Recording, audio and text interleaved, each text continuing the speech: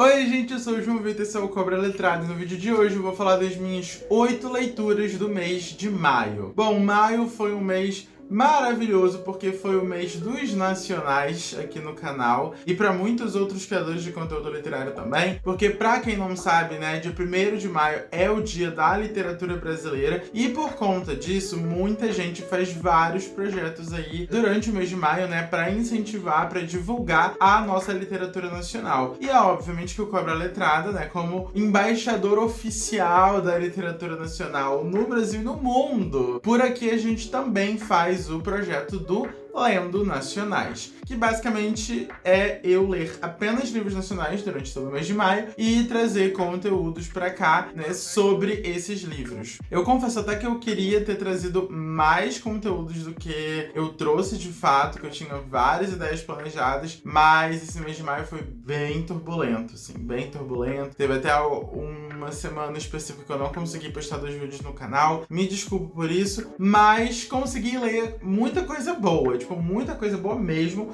Não foram tantas leituras, né? Foram 8, às vezes eu consigo ler bem mais, mas foram leituras maravilhosas. Não teve nenhum, na verdade, que eu não tenha gostado. Só pra vocês terem noção. E antes de começar o vídeo mesmo, eu falar das minhas leituras, eu já quero falar que em junho agora é o meu aniversário, é o meu mês, o melhor mês do ano, não é mesmo? Então, se você quer me dar um mimozinho, quer me fazer um pouquinho mais feliz, a minha wishlist da Amazon vai estar aí embaixo, tá? Assim, tô deixando aí como quem não quer nada, mas vai que você queira enviar algum livrinho ou, sei lá, qualquer outra coisa que esteja lá na minha wishlist, mas acho que só tem livro mesmo. O link tá aí embaixo, tá bom? E eu já quero começar com um que, se você gosta de ficção histórica e de romance aquiliano, daqueles romances que você vai ficar choroso, com o coração apertadíssimo lendo, vocês precisam ler Nossa Última Primavera, do Rodrigo Lancelotti. Gente, esse aqui vai nos transportar lá para a Segunda Guerra Mundial. E apesar de ser um tema, né, um contexto um pouco mais difundido, né, um pouco mais comum nas histórias que a gente está acostumado hoje em dia, porque, convenhamos, já tem aí muitas e muitas histórias que se passam na Segunda Guerra, aqui eu acho que tem uma roupagem diferente por 2 motivos. Primeiro, porque estamos falando de um romance aquiliano no meio de uma guerra,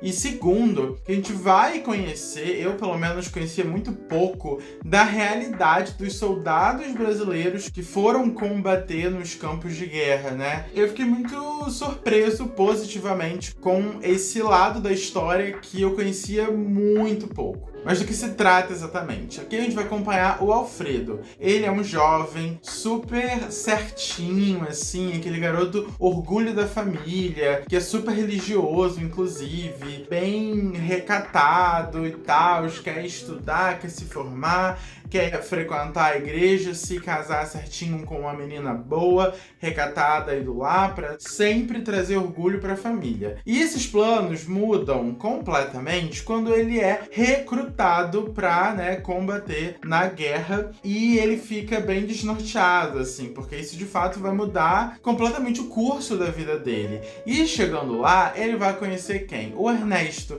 que é um menino também muito novo, mas que já é muito mais conhecedor da vida, digamos assim. Ele é muito mais aberto pra vida, enfim, pra qualquer coisa, e logo de cara eles já vão sentir um negocinho ali, né? Uma faísca. E aí daí vai surgir uma amizade. E lembram que eu falei que o Alfredo é super religioso? Então, ele vai condenar absurdamente a pederastia do Ernesto, mas ele sabe também que dentro dele o Ernesto mexeu muito com ele, tipo, muito mesmo. Ele começou a se questionar sentimentos, emoções, desejos, etc. Porque ele sentiu aquela faísca que a gente também sentiu enquanto tava lendo. E aí é obviamente que os dois vão, né, se apaixonar um pelo outro, e aí a gente vai ter esse empecilho, né, tanto do contexto social, de que isso era extremamente proibido, e também por conta do próprio Alfredo, com essas questões religiosas e tal, que ele se condena o Ernesto várias vezes, duvida, fica pensando no que o pai vai achar dele, etc. Mas também, né, da questão da guerra que está acontecendo, porque a qualquer qualquer momento, alguém pode ser ferido, alguém pode até, né, perder a vida. É uma situação bem complicada, né? É um romance que vai surgir no meio de um completo caos. E assim, a gente sabe que não vai dar certo. Isso não é spoiler, porque logo na primeira página, logo no iniciozinho, já tem um contexto atual, né, do ano de 2015, para ser mais preciso, do Alfredo lembrando, muito saudosista, muito nostálgico dessa época. E na verdade, ele até não gostaria de lembrar, de reacessar essas memórias, porque ele trazem muita dor. Mas enfim, como eu falei, quem gosta de ficção histórica é maravilhoso. Inclusive, um dos pontos que eu mais gostei, até falei nos stories enquanto eu tava lendo, de que curti pra caramba saber mais desse lado, né, dos soldados brasileiros lutando lá na guerra, de como eles pensavam, de como eles chegaram até ali, de quem eram essas pessoas. Tinha gente de tudo quanto classe social, pensamentos, de grupos sociais, grupos políticos. Tinha gente que concordava em estar ali, tinha gente que nem queria estar ali. Então foi muito interessante de saber isso e até acompanhar mesmo o dia a dia deles recebendo ordens, por exemplo, dos oficiais e tal. Então eu curti pra caramba. E é óbvio, gente, que é um romance aqueliano. Então, nossa, quando começou o romance, eu só sabia me derreter, assim, porque é muito bonito. Ainda mais que esse primeiro amor. O primeiro amor sempre é muito revolucionário, né? Eu gosto muito, inclusive, de histórias de primeiros amores.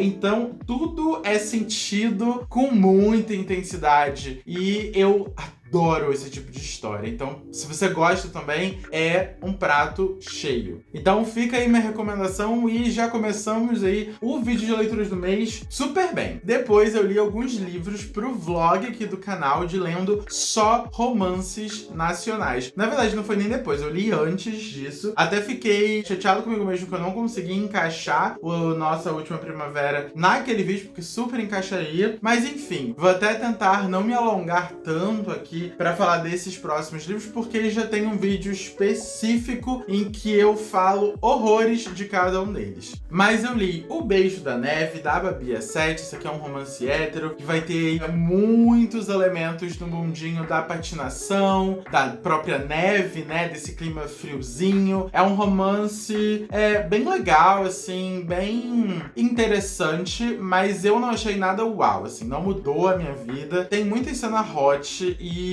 eu confesso que eu não curto tanto esse cena hot assim em romance hétero, porque eu fico entediado, gente. E inclusive teve até um momento do livro que eu pulava essas partes, assim, porque são muitas. Mas, de qualquer forma, ainda assim, eu torci pro casal. Tem até um elemento que eu adorei, assim, pra mim foi o ponto alto da história, é que vai trazer uma carga familiar muito grande, né? Porque a gente vai ter esse casal e a gente vai ter os irmãos mais novos do cara, né? Do par romântico da mocinha, da protagonista. E ela gosta muito dessas crianças, né? Ela se dá muito bem com elas e tá rolando toda uma treta familiar ali muito pesada e que ela vai ajudar a passar por isso da melhor forma, né? Tanto o boyzinho dela quanto as próprias crianças também. Então essa parte, assim, da família, eu adorei. Sério, eu gostei muito, achei que deu um toque a mais, né, na história. E o romance é legal também, mas como eu falei, acho que eu não sou o tipo do público, né, alvo pra essa história. Eu acho que é exatamente isso, porque definitivamente não é uma história ruim, só que não foi feito pra mim. Eu li também Sentimentos Invisíveis, da Bellatrix. Esse foi completamente pra mim. É uma história aquiliana também. É um romancezinho muito fofo. Tem vários clichêzinhos ali que a gente ama. Eu particularmente amo. Então assim, logo na primeira cena em que os dois meninos já têm ali o primeiro contato, eu já tava assim, soltando fogos. Eu tava, meu Deus, eles precisam se beijar agora. Porque tudo é muito fofo. Essa é uma história super rápida, eu acho que tem tipo 100 e poucas páginas, é bem curtinha. Então é aquele livro pra te tirar da ressaca literária, sabe? Porque você vai realmente ler muito rápido e vai terminar com o seu coração quentinho e um sorriso de orelha a orelha. Eu também li Eu e Você Contra o Mundo, do Felipe Mateus, que é outro que, cara, foi muito, muito, muito fofo, muito lindo, e eu fiquei completamente apaixonado e me senti identificado com os personagens principais. Porque aqui a gente vai ter uma história de dois melhores amigos que se apaixonam, que na verdade sempre sentiram esse sentimento, né? Fico meio redundante, mas enfim, sempre nutriu esse sentimento e nunca conseguiu entender o que tava literalmente na cara um do outro, sabe? E assim, eu amo histórias Friends to Lovers. São as minhas preferidas. Eu confesso que eu não sou muito fã de Enemies to Lovers. Agora, Friends to Lovers, gente, ganha o meu coração. Porque pra mim, é a história, assim, mais bonita possível. Porque você vai juntar duas pessoas que já se amam, né? Enquanto amigas, que já se conhecem muito, já se entendem. E aquilo ali só vai florescer cada vez mais. Então, assim, eu gostei bastante. A gente vai ter protagonismo gordo. Inclusive, também vai ter protagonismo negro. Então, é um livro cheio de representatividade. Mas sobre o protagonismo gordo em si, eu amei muito porque eu me vi demais ali na história, né? Até todos os demônios que o personagem nutria dentro da cabeça dele, as inseguranças, as coisas que ele tinha que viver ali. Eu já passei em alguma momento da minha vida, então eu me identifiquei muito com a história. E a outra que, sim, eu realmente terminei, eu fechei o meu Kindle com um sorrisaço, assim, na cara. Eu tava realmente muito feliz porque é um livro feliz, é um livro fofo, é um livro que vai até fazer a gente ficar, assim, com raiva durante, tá? Vou já avisando, mas que no final é só sorrisos. Mas antes de ir para a próxima leitura, já me conta aí nos comentários quais livros vocês leram agora no mês de maio. Vocês conseguiram ler bastante? Conseguiram ler pouco? Quais foram os livros? Me conta aí embaixo. Eu li também O Garoto no Alto da Torre, do Vinícius Fernandes. Esse daqui eu tive alguns empecilhos de conseguir entrar na história. Eu demorei um pouquinho para entrar, mas depois que eu entrei também foi assim, ó, um deleite. Foi incrível.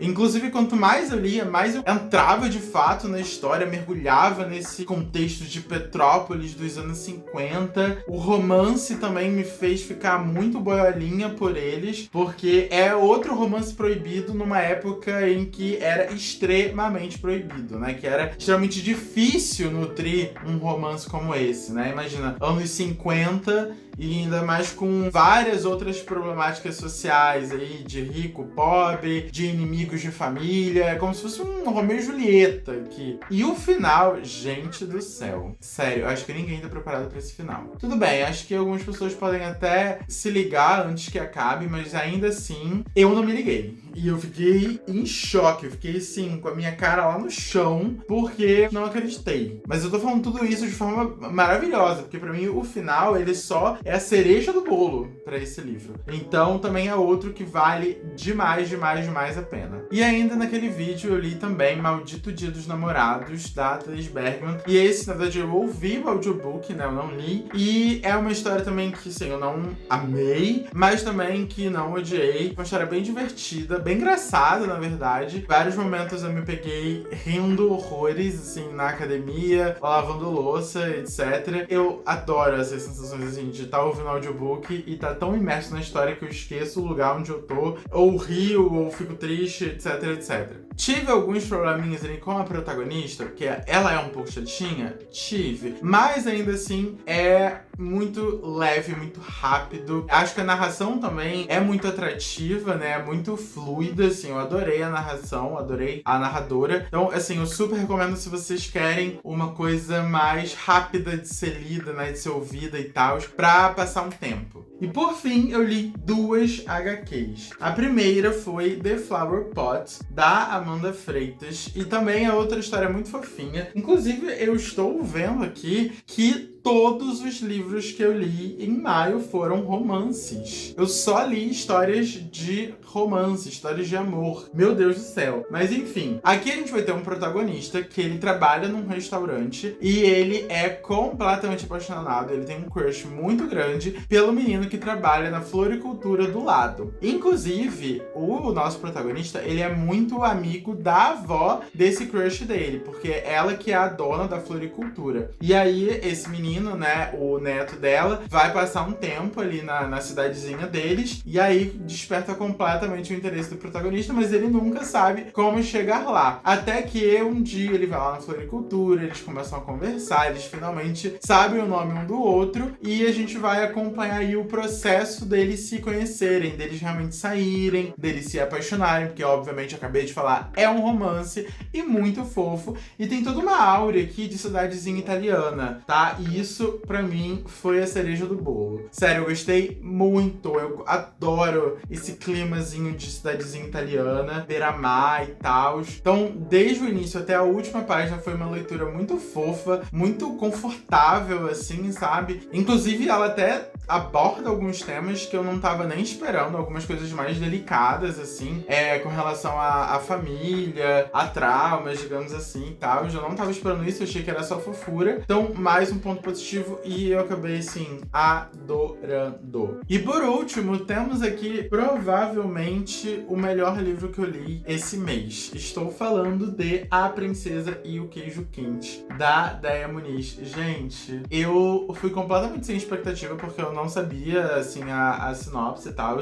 E eu fui completamente surpreendido, sério. Eu estou muito, muito, muito encantado por essa história, por esses personagens, por esse traço que é muito bonito também. E é muito engraçado. Acho que isso é um dos pontos que mais me conquistou, assim. Eu adoro histórias que me fazem rir. Adoro. E a gente já começa sabendo que o reino onde vai se passar isso é o reino do fromage. Que, pra quem não sabe, fromage é queijo em francês.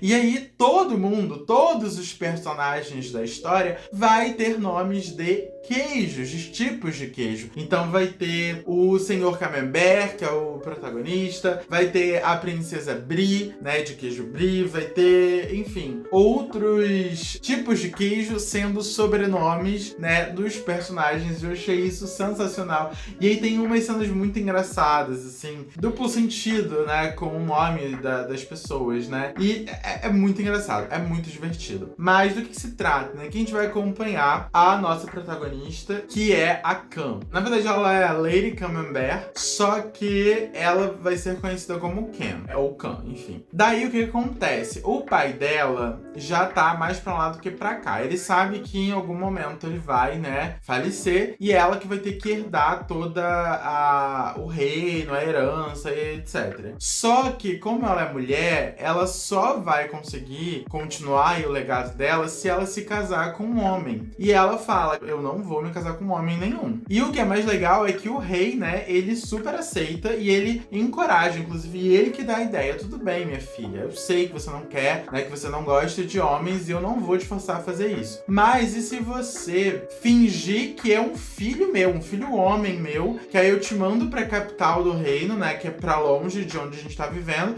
porque aí ninguém vai conhecer o seu rosto e lá você vai viver como essa vida nova, né, e ainda assim vai conseguir herdar aí tudo que ela tem direito. Então ela vai concordar, ela vai começar a exercer essa nova identidade. E tava indo tudo bem, sim, ninguém nem desconfia, até que ela conhece a Princesa Brie, que é essa loirinha aqui. E obviamente que ela vai se apaixonar loucamente pela princesa. Mas ela fica tipo, isso nunca pode dar certo. Primeiro porque eu estou mentindo a minha identidade pra ela. Segundo porque não vai rolar, né, duas mulheres se casar aqui nesse reino super, hiper, mega conservador. E a história vai se desenrolar a partir daí, né, de como que elas vão cada vez mais amadurecer esse relacionamento, mas ao mesmo tempo a gente já acompanhando a Cam ficando completamente apavorada, porque sabe que a probabilidade disso dar certo é super, hiper, mega baixa. Até porque ela nem sabe que a princesa pode nutrir sentimentos por ela também, né? Ainda tem esse ponto. Então, assim, leiam, porque vale muito a pena, é muito engraçado, é muito divertido. O traço é muito bonito também, eu pelo menos achei. Ó, vou mostrar um pouquinho aqui. Fica aí minha dica.